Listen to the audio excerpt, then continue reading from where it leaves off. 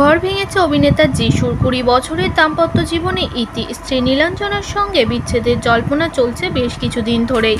অপ্ত সহায়কের সঙ্গে প্রেমের কথাও কানাঘুষো শোনা গিয়েছে। এমনকি এক ছাদের তলায়ও থাকছেন না যিশু নীলাঞ্জনা। অভিনেতার নিজের গার্লফ্রেন্ডের পুরনো বাড়িতে নাকি ফিরে গিয়েছেন। খবর, ২ মেয়ে সারা ও জারার সঙ্গেও দূরত্ব তৈরি হয়েছে যিশুর। নীলাঞ্জনার বোন চন্দনার সঙ্গেও আলাপচারিতা বন্ধ। সদ্য মাকে হারিয়েছেন নীলাঞ্জনার স্বামী, আর বন্ধুর থেকে এমন আঘাত পাবেন তা দুঃস্বপ্নেও কল্পনা করেননি। তাও আবার তারই বন্ধু শিলাঞ্শুতি। ঘর ভাঙবে তা একেবারেই ভাবনার বাইরে ছিল নীলাঞ্জনার। কানাঘুষো খবর, ৩ বছর ধরেই নাকি সম্পর্কের মতো দূরত্ব জাল বুনছিল যিশু নীলাঞ্জনার। তবে কেবল লিভিংই নয়, শিলনের সঙ্গে সম্পর্কের ঘনিষ্ঠতা আরোই বেড়েছে।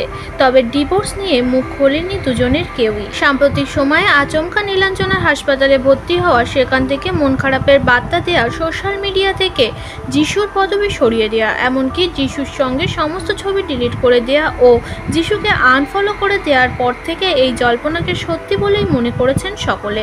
এমনও শোনা গিয়েছিল ডিহাইড্রেশনের সমস্যার জন্য নীলাঞ্জনা হাসপাতালে ভর্তি হয়নি, বরং সুসাইড করতে গিয়েছিলেন অভিনেত্রী।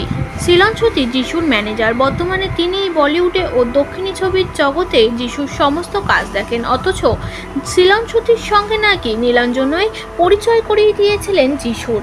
অভিনেতার কর্মক্ষেত্রে সুবিধার জন্যই বন্ধু হিসাবে তার বাড়িতে জায়গা দিয়েছিলেন তাকে। মেয়েরাও চিনতেন শিলনকে, কিন্তু সেই শিলনই যে যিশুর সঙ্গে প্রেম করছেন তা মোটেও বুঝতে পারেননি নীলাঞ্জনা। টলিপাড়ার অন্দরে খবর এমনটাই।